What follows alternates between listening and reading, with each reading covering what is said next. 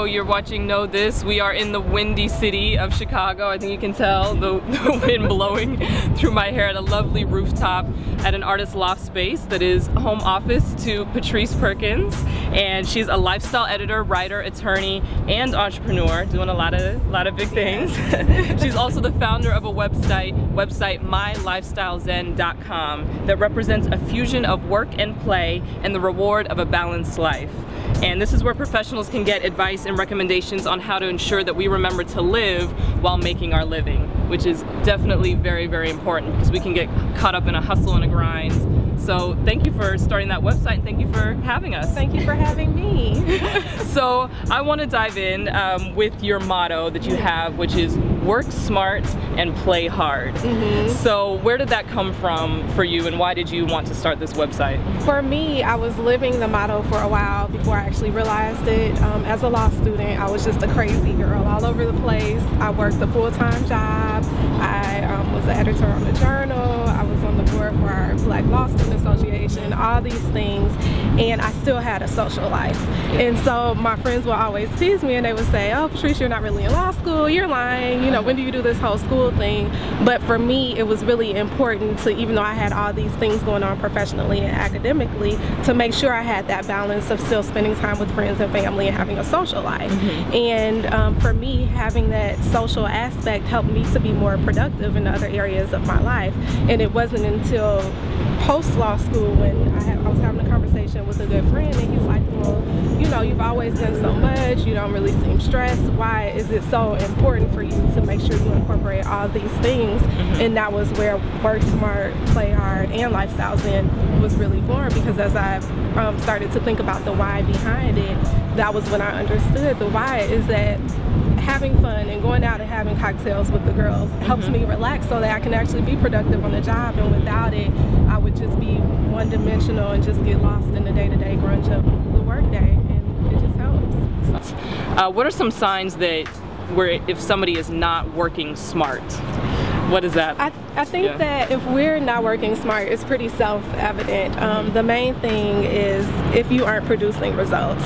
So if, you know, as busy as many of us are, you're working, but you aren't producing the results that you want, then that's a sign that you're not working smart.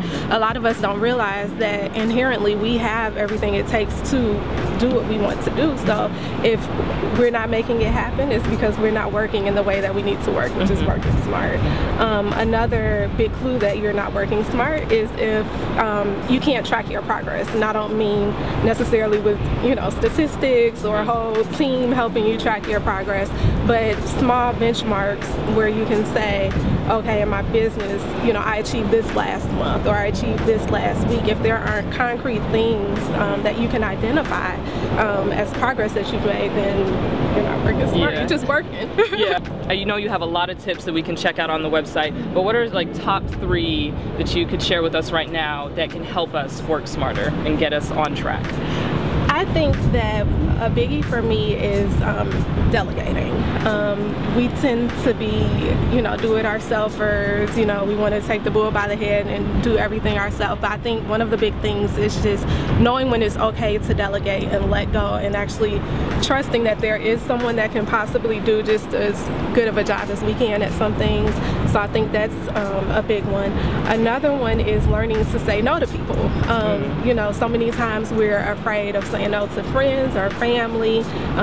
We want to be there for everyone, but we can't be there for everyone effectively or ourselves if we just don't know when to say no.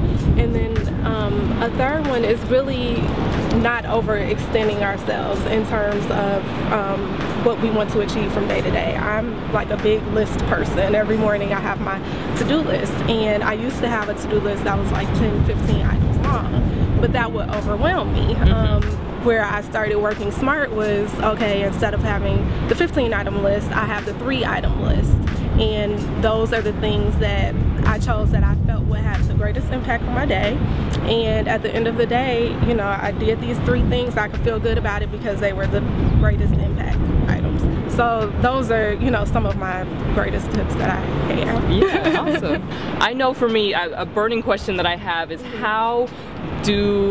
what is your advice for actually finding the time and finding the discipline and the focus to ensure that when we start these new habits that we keep them? Because, you know, I'm out on this tour, and before we started the tour, you can ask the team, I said I'm gonna make sure that I meditate every day.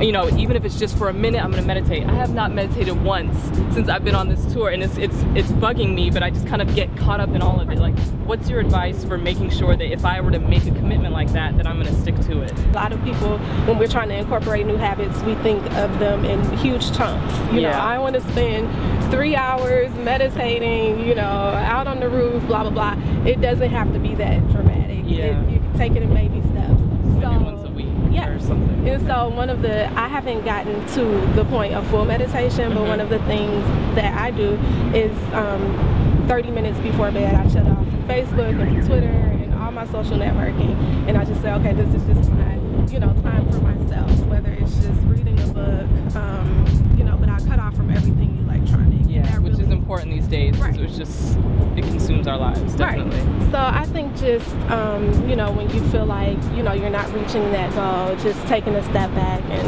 a deep breath, and it sounds corny, but it definitely works. So you have 15 minutes today. I'm sure that you can find, if they leave you alone, your crew, to just, you know, reflect, and you know, it helps quite a bit. Cool. Well, thank you so much for the tips that you had to provide. I hope everyone will check out her website, mylifestylezen.com, and get your lifestyle zen.